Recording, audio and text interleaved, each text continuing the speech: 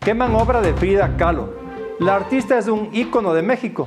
De ella hace no mucho se vendió una de sus obras en millones de dólares, transformándose en una pintura de las más caras hecha por una artista latinoamericana hasta el momento. Pues resulta que la obra es un dibujo hecho en papel que el coleccionista mexicano Martín Mobarak mostró quemándose a través de una cuenta de Twitter, en un evento al que se dice asistieron unas 200 personas. La obra se titula Fantasmones Siniestros, es del año 1944 y fue transferida a formato NFT el 30 de julio de este año. Para los expertos en arte mexicano no está claro si el dibujo es o no auténtico. Lo que sí está claro es que, de demostrarse la autenticidad de la obra, Mobarak podría enfrentarse a serios problemas legales, pues, como decía al inicio, Frida Kahlo no es cualquier artista, es un ícono de México y del así llamado arte latinoamericano. Su obra es patrimonial y aunque hay obras que están fuera del catálogo patrimonial, eso no quiere decir que estas puedan ser quemadas o destruidas sin enfrentar consecuencia alguna. De cualquier manera, como podemos ver, es un dibujo no muy bien realizado y que, como sabemos, Frida Kahlo nunca llegó a dominar la técnica del dibujo. BBC nos presenta el caso del artista Chloe Yaffe, quien luego de viajar a Japón se internó en el inframundo del crimen organizado, que en Japón lleva la marca de los Yakuza. Esta mafia opera diversos negocios, entre otros la prostitución y el narcotráfico. Su origen se remonta al siglo XVII, pero realmente surge a mediados del siglo XX, luego de la Segunda Guerra Mundial.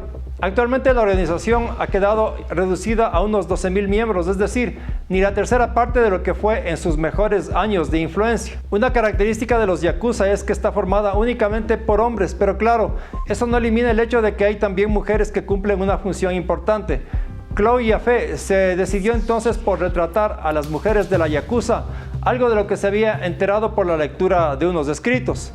Entonces se instaló en la ciudad de Tokio con la meta de entrar en ese mundo y retratarlo como fotógrafo. Finalmente, luego de un largo proceso, logró ser aceptada en el medio con el apoyo de un jefe yakuza. Para ello tuvo que ingresar a trabajar como anfitriona o chica de cabaret.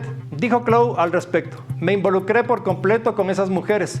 Algunas tienen un novio o un padre en la yakuza y además de esos clubs suelen estar dirigidos por esa mafia.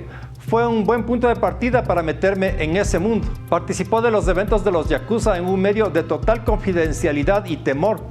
Finalmente fue acogida por la esposa del Oyabun, jefe Yakuza. Empezó entonces a retratar los tatuajes de esta cultura. Estos son muy importantes para los Yakuza ya que están vinculados a la mitología antigua. La sociedad japonesa repudia el tatuaje ya que lo relaciona con la marginalidad, pero para los Yakuza tienen otro significado ya que simbolizan la lealtad y la resistencia al dolor. Chloe estuvo casi 7 años inmersa en este mundo y siente que ha cambiado su forma de ser. Pasé mucho tiempo con ellos y ya nunca podría ser una extranjera más de Japón. Me siento parte de ellos, me sentí parte del grupo. Quería honrar al jefe y su esposa. Me acogieron como si fuera su propia hija, así que se transformaron en mi familia en Japón. Y así se mueve el mundo del arte.